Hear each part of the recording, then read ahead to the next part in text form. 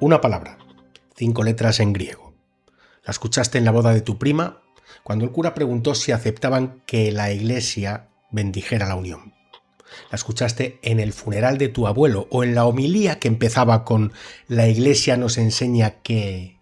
La escuchaste esta semana en las noticias cuando un periodista dijo el Vaticano y la Iglesia Católica como si fueran la misma cosa. Y la escuchas cada domingo en la puerta de un edificio de piedra con vitrales cuando alguien te dice nos vemos en la iglesia a las 11. Una palabra tan repetida, tan cotidiana que ya ni te preguntas qué significa.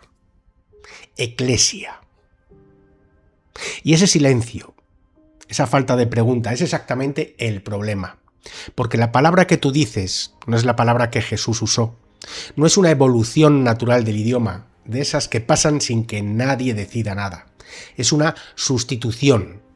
Y quien la hizo sabía exactamente qué estaba borrando. Año 52 después de Cristo. Éfeso, la ciudad más rica de Asia Menor, con un teatro tallado en la ladera de una colina capaz de sentar a 25.000 personas. Ese teatro está a punto de llenarse, no para una obra, sino para un linchamiento. Y en el centro de ese caos, un funcionario de la ciudad va a usar una palabra griega para calmar a la multitud. La misma palabra, exactamente la misma, que un grupo de seguidores de un carpintero ejecutado usaba en esos mismos años, en esa misma ciudad, para describirse a sí mismos. Ya lo hemos dicho antes, esa palabra es eclesia. Y 11 años antes de que el cristianismo la convirtiera en iglesia, esa palabra no tenía absolutamente nada de sagrado. Quédate, porque cuando entiendas lo que pasó esa tarde en el teatro de Éfeso, la palabra iglesia nunca va a sonarte igual otra vez. Para entender lo que está en juego, necesitas una sola cosa. En el mundo grecorromano del siglo I, eclesia no era vocabulario religioso, era vocabulario de gobierno.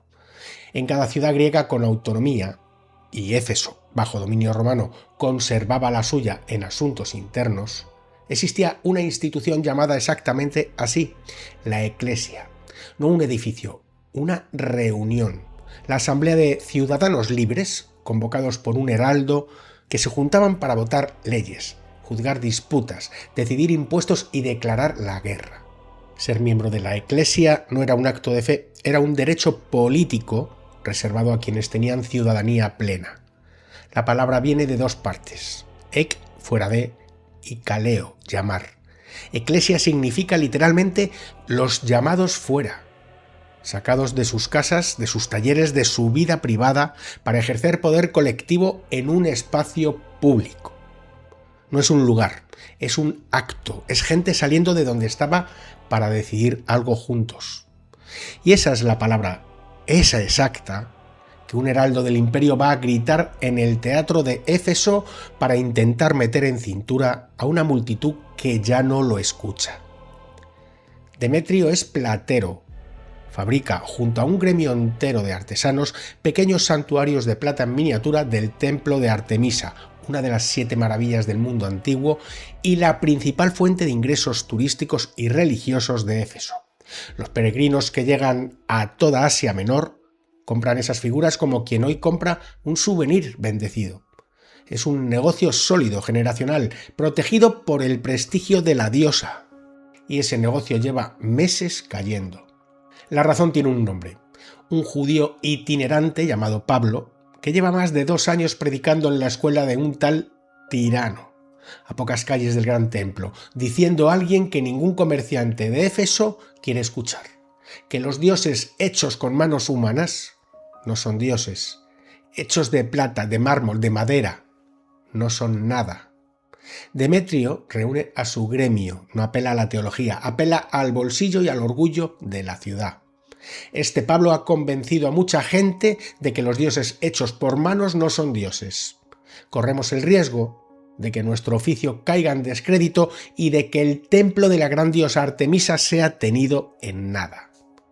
La sala se incendia, los plateros no discuten, gritan y el grito se contagia hacia la calle, hacia el mercado, hacia cualquier efesio dispuesto a defender el orgullo de su ciudad frente a un extranjero. En minutos, una multitud entera, artesanos curiosos, gente que ni sabe bien de qué trata la película, pero que huele a pelea. Avanza hacia el único lugar de la ciudad capaz de contenerlos a todos, el gran teatro excavado en la colina. 25.000 personas gritando al unísono durante casi 2 horas seguidas la misma frase: «Grandes Artemisa de los Efesios». 2 compañeros de viaje de Pablo, Gayo y Aristarco, son arrastrados por la multitud hasta el propio teatro.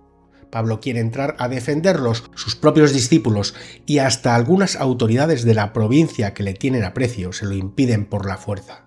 Saben lo que puede pasarle si entra ahí. Dentro del teatro, el caos ya no tiene ni siquiera un motivo claro. El texto lo dice sin adorno. Unos gritaban una cosa, otros otra, y la mayor parte no sabía por qué se habían reunido. Es una masa que grita por inercia, alimentada por su propio ruido.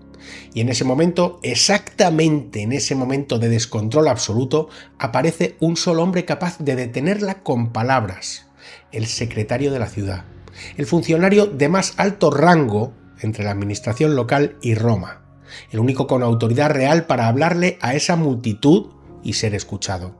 Y lo que dice, cómo lo dice y qué palabra elige para calmarlos es el corazón de todo este episodio.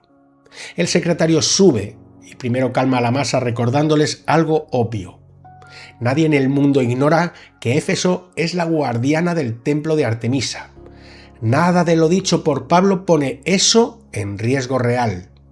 Luego, con la frialdad de quien conoce la ley, dicta la sentencia que va a dispersar a 25.000 personas. Si Demetrio tiene una demanda legal, el foro está abierto y hay procónsules que unos a otros se acusen. Y si el asunto es algo más, que se decida en legítima eclesia. Ahí está la palabra, en legítima eclesia. En el texto griego original de Hechos 19:39, tal cual. En te enomó eclesia, en la asamblea legítima. El secretario no está hablando de una comunidad de fe, está hablando de la institución cívica de reunión oficial y reglamentada de ciudadanos convocados para resolver asuntos públicos, la única autorizada para tomar decisiones vinculantes en la ciudad. Y aquí está el detalle que casi nadie te explica cuando lees este pasaje en misa. La misma palabra griega que el secretario de Éfeso usa para la asamblea política de ciudadanos libres es la palabra que en esos mismos años, en esa misma ciudad, Pablo llevaría después una carta entera dirigida a los efesios, un grupo pequeño de seguidores de un carpintero ejecutado usaba para nombrarse a sí mismo. No es coincidencia ni son 2 palabras parecidas, es la misma palabra, letra por letra, aplicada a 2 realidades que un lector del siglo I habría entendido de inmediato como parientes, gente convocada, sacada de su vida privada para actuar junta en un espacio compartido. Jesús mismo, según el Evangelio de Mateo, usa esta palabra exactamente 2 veces en toda su vida pública registrada. 2 veces en los 4 evangelios completos. Mateo 16:18, sobre esta piedra edificaré mi eclesia. Mateo 18:17, en instrucciones prácticas sobre cómo resolver un conflicto entre 2 personas, si no se arregla en privado, dilo a la eclesia. Fíjate en el contexto de esa segunda mención. No es una fórmula litúrgica, es procedimiento de asamblea. Es exactamente el mismo tipo de lenguaje que usaría cualquier ciudadano griego para describir cómo se resuelve una disputa ante el cuerpo colectivo de decisión. Jesús no estaba inventando vocabulario sagrado nuevo, estaba tomando prestada, de manera deliberada, la palabra política más cargada de agencia colectiva que existía en su idioma, y aplicándola a un grupo de personas llamadas a decidir, actuar y responder juntas. No fundó un edificio, no fundó una jerarquía, convocó una asamblea. Entonces, ¿de dónde sale iglesia? Aquí está la traición de sentido que casi nadie te ha explicado bien. La palabra española iglesia, el inglés church, en alemán Kirch, no descienden de eclesia, descienden de otra palabra griega completamente distinta, kyriakón, que significa perteneciente al Señor, de Kyrios, Señor. Kyriakón se usaba en griego tardío para describir algo que pertenece o está consagrado al Señor. En la práctica terminó aplicándose a los edificios, las casas del Señor, que empezaron a construirse a gran escala a partir del siglo IV. Y aquí está el dato que cambia todo. Kyriakón no aparece ni una sola vez en el Nuevo Testamento. Ni una sola. Los autores del Nuevo Testamento, escribiendo en griego, tenían la palabra eclesia, asamblea, gente convocada, y la usaron más de 100 veces para describir a las comunidades cristianas. Nunca usaron kyriakón, ese término, y la idea que representa, un edificio consagrado al que uno asiste, entra al vocabulario cristiano después, en el mundo greco-bizantino, y termina siendo la raíz que las lenguas del norte de Europa adoptan para traducir lo que el griego original llamaba, con una palabra completamente distinta, la asamblea de los llamados. La sustitución no es un accidente lingüístico natural, es un cambio de sujeto. Eclesia pone el peso en la gente. Son ellos los convocados, los que actúan, los que deciden. Kyriakón pone el peso en el edificio y en la autoridad que lo posee.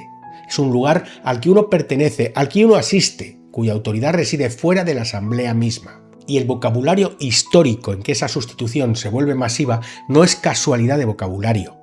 Es el siglo IV, el mismo siglo en que el emperador Constantino funde la nueva fe cristiana con el aparato del Estado romano.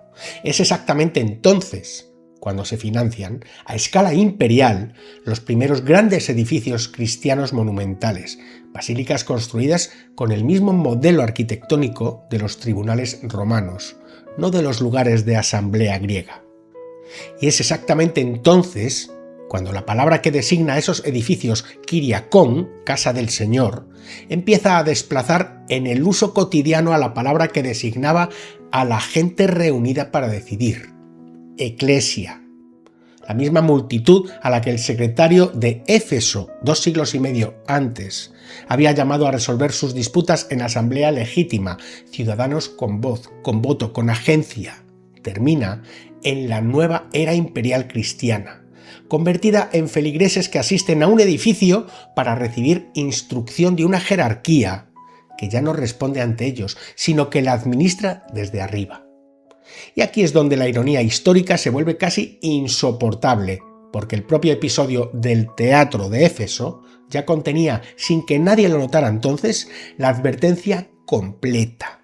Fíjate en lo que el secretario de la ciudad les dice a los plateros amotinados antes de dispersarlos.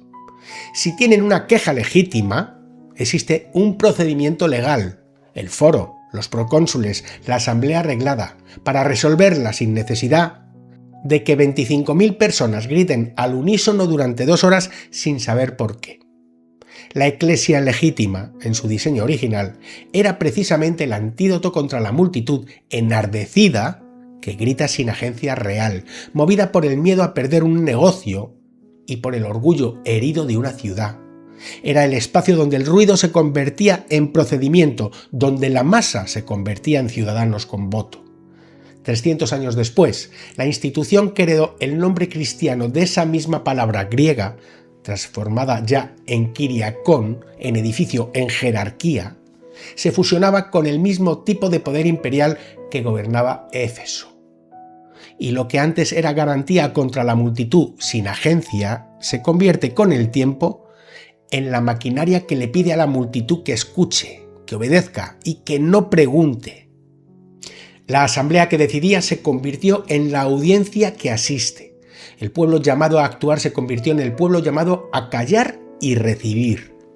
Y esa inversión no se quedó en el siglo IV. Se repite cada vez que alguien te dice «la iglesia enseña», como si tú no formaras parte de ella, como si fueras espectador de una decisión tomada en otro lugar por otros, y no eclesia, convocado, con voz, con agencia real sobre lo que se decide.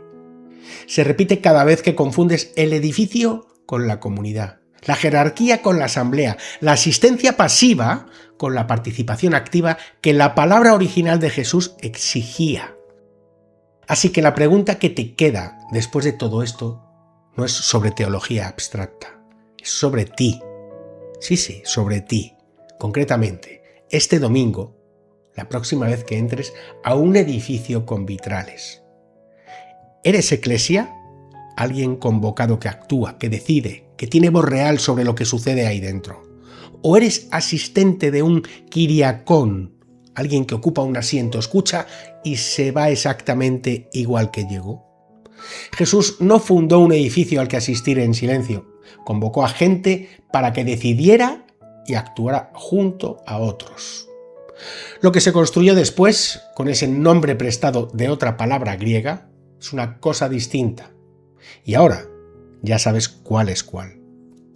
La próxima vez que alguien diga «nos vemos en la iglesia», vas a tener una pregunta nueva en la cabeza, aunque no la digas en voz alta. ¿A qué me están invitando exactamente? ¿A una asamblea donde tengo voz? ¿O a un edificio donde solo tengo asiento? Si esto te incomodó lo suficiente como para llegar hasta aquí, suscríbete. No para sentirte mejor, sino porque en este canal seguimos destripando las palabras que la costumbre vació de sentido. Destripamos textos, no los domesticamos. Hasta el próximo capítulo.